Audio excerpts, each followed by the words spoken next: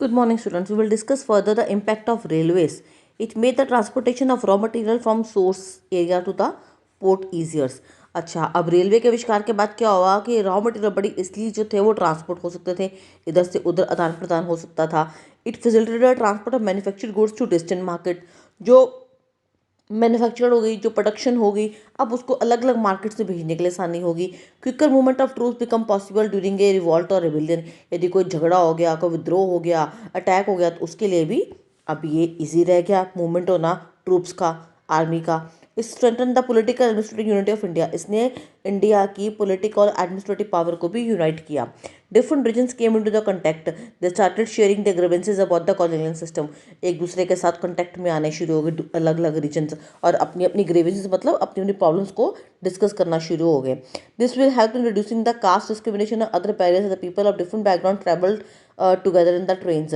इसने caste system को कम किया, क्योंकि लोग जब एक कल्चर के दूसरे कल्चर से आपस में बात करते थे तो उसने इस बैरियर को, इस रुकावट को दूर किया. The British develop railways in their own interest. British ने रेलवे अपने इंटरेस्ट के लिए किया था, but they never anticipated that this development would bring people and the ideas closer. लेकिन उनको आइडिया भी नहीं था कि ऐसा करने से लोग एक दूसरे के बहुत क्लोज आ जाएंगे. They later proved harmful for them, और इसने उसको नुकसान दिया. They played an important role in the national awakening. इसने नेशनल लेवल पे लोगों में जागरूकता जानने के लिए बहुत ही इंपॉर्टेंट रोल अदा किया रेलवेज ने. Post and telegraph. Lord Dalhousie open post office and telegraph. Lord Dalhousie ने पोस्ट ऑफिस खोले अलग अलग जगह पे इंडिया की. सबसे पहला टेलीग्राफ लाइन जो थी वो कलकत्ता टू आगरा खोली गई. Roads, canal and bridges. Before British the road network of the India was very poor. India की रोड्स बहुत पुअर थी. बहुत सारे रोड्स और ब्रिजेस जो थे वो कंस्ट्रक्ट किए गए ब्रिटिश रूल के दौरान.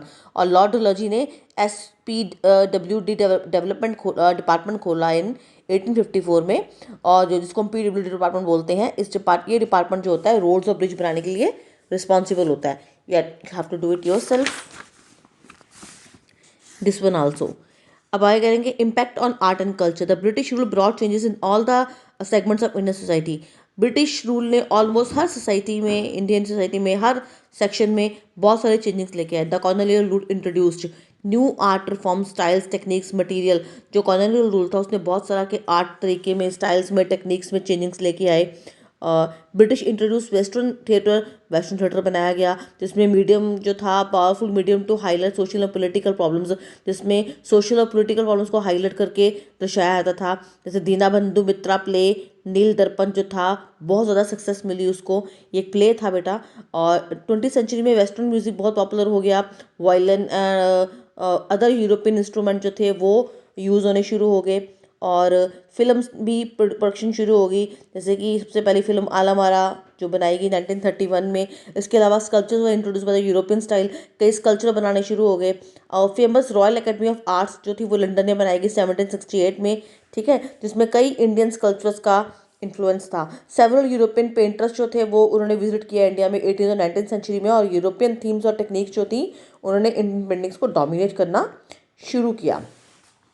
Company school of painting also अमर्स्ड.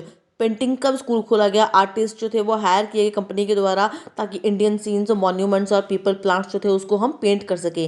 Raja Ravi Varma जो थे ब्रिलियंट पेंटर थे, जिन्होंने 19वीं सेंचुरी में जो आया, और इन्होंने बहुत सारे सीन्स जो इंडियन एपिक्स के ऊपर पेंट किए उन्होंने. आर्किटेक्चर जो था वो आल्सो इन्फ्लुएंस हुआ कॉलोनियल रूल में. Pointed arches of the building and elongated structure जो थे typical style known as Gothic style of Greece and Rome, ये सारे बनाए गए. अब आ गया है कंट्रीब्यूशन ऑफ इंडियंस. इंडियंस का क्या कंट्रीब्यूशन था. Bankim Chandra Chatterjee was the famous Bengali novelist थे. इन्होंने अंडमत जो था फेमस काम किया इस वर्क के ऊपर. इन्होंने वंदे मातरम जो सॉन्ग जो था वो लिखा, जो कि एक नेशनल सॉन्ग है. मुंशी प्रेमचंद ने रॉट नावल लिखे उर्दू और हिंदी में. गोदान और रंगभूमि जो था इंपॉर्टेंट नॉवेल्स थे. उन्होंने बहुत सारी ट्रू स्टोरीज लिखी हैं माइजरी के ऊपर, सारों के ऊपर, सफरिंग के ऊपर, जो पीजेंट्स जो थे हमारे फार्मर सफ़र करते हैं, अपनी नॉवेल्स में लिखा है. The most famous novelist of the time included the Gopinath जो थे परायण उड़ीसा, एंड पन्नालाल पटेल जो थे. पन्नालाल पटेल उन्होंने मलयाला जिया इन गुजराती में, बालचंद्रन नामदे खोसला इन मराठी, एंड शिवाराम कारानाथ चुमामा दुबे इन कन्नड़ा में लिखा. शरद चंद्र चटर्जी ने, वो भी आउटस्टैंडिंग बंगाली नॉवलिस्ट थे, जिन्होंने प्रॉब्लम्स देखी है मिडिल क्लास सोसाइटी की, फैमिली लाइफ की बंगाल में और अदर पार्ट्स ऑफ इंडिया में. थैंक